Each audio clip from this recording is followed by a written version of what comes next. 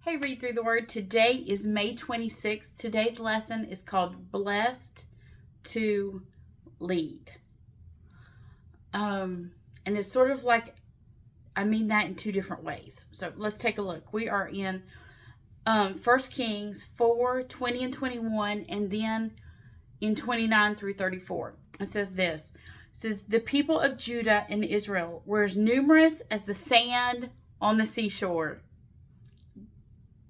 Oh, they were very contented with plenty to eat and drink.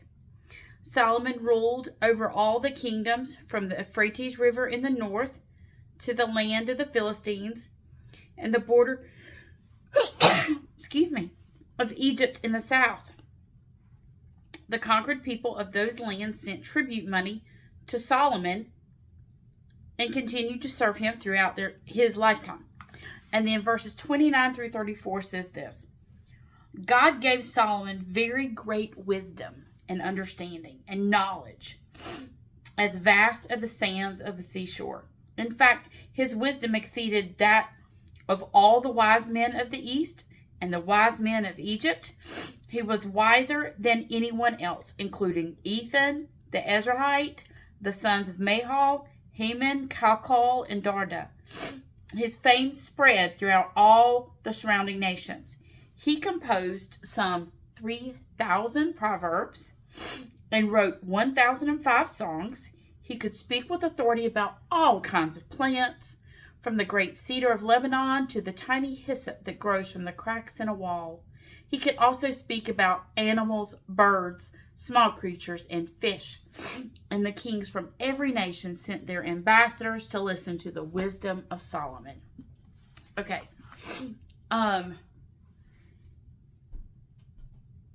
Solomon has been blessed in order that he may lead. And then he is blessed because of the way he leads. Both of those. So in this blessed to lead, it's both. So what we see through Solomon is we see the blessings that come when a wise leader lives in service to God. Now, when I talked to you last week, I talked about we were right here at the pinnacle of Israel. Like the temple is built, Solomon dedicates the temple, the fire falls, and then we've seen a small glimpse that things are not going to stay like this, because we're already seeing that it takes 7 years for Solomon to build the house for God.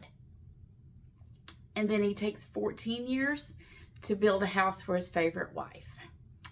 And so we're already seeing there's some little things here and there that we're seeing about Solomon. And we know where this is going. That Solomon's heart is going to be pulled.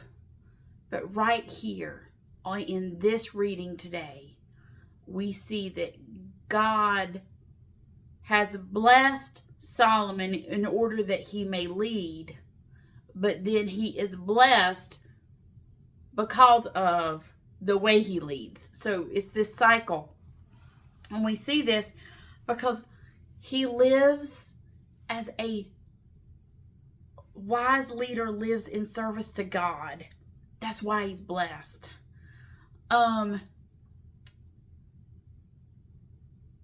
Solomon was never perfect, but when his heart goes astray is the problem. But we have a lot to look at about what it looks like to have a wise leader. A wise leader governs by first seeking God's guidance. Now, what you're going to see something different here is when Solomon is Solomon's his decision was first to appoint a priest, showed that he wisely valued someone who would handle the nation's spiritual relationship with God. When we look back at David, and David had selected military commanders first. So we'll see, because and David was a man of war. And Solomon's going to be a man of peace, but he's going to be a wise leader, and that he knows he needs to lead the nation in service to God. And in order to do that, he needs to handle the priest first and not a military leader. So we see that. And we see that in 2 Samuel 8:16 and 2 Samuel 20:23, where David had done that.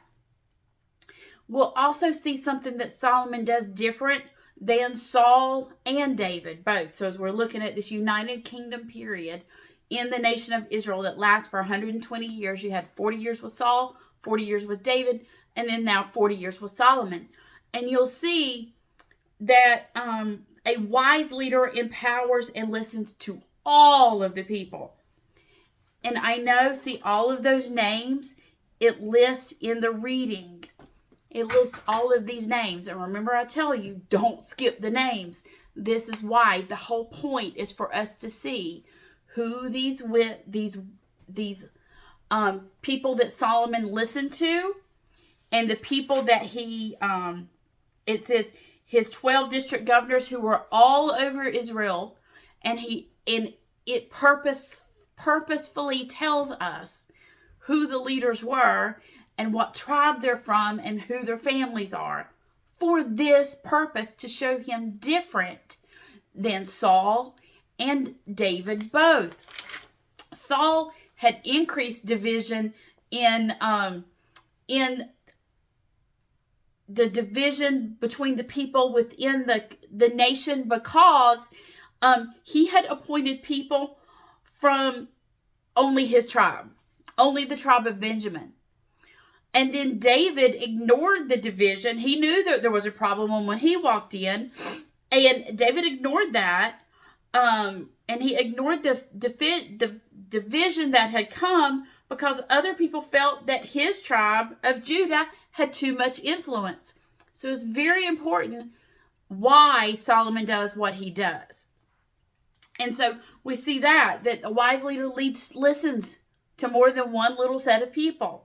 A wise leader also brings provision and joy to others, because Solomon used his God-given wisdom to rule for God's glory and not his own. The minute he starts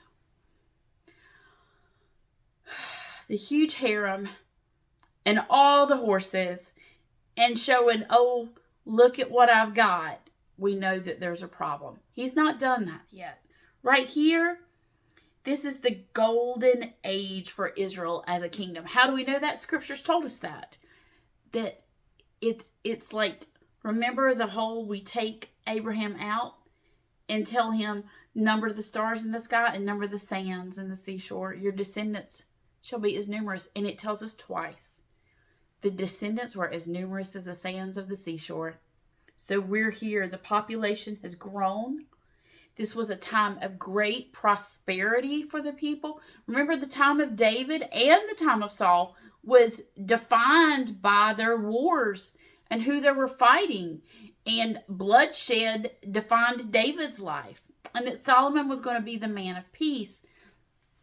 But one of the ways we see that is when it tells us all about leisure time. Now, as a student of history and looking at ancient civilizations and stuff, if a nation is having a hard time, so ancient civilizations, and you might find weapons.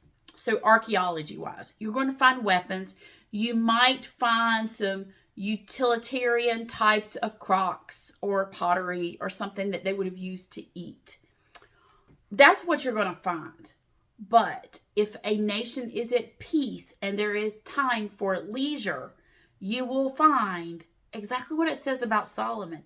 He wrote all these proverbs. He wrote all these songs. You will find the arts flourishing.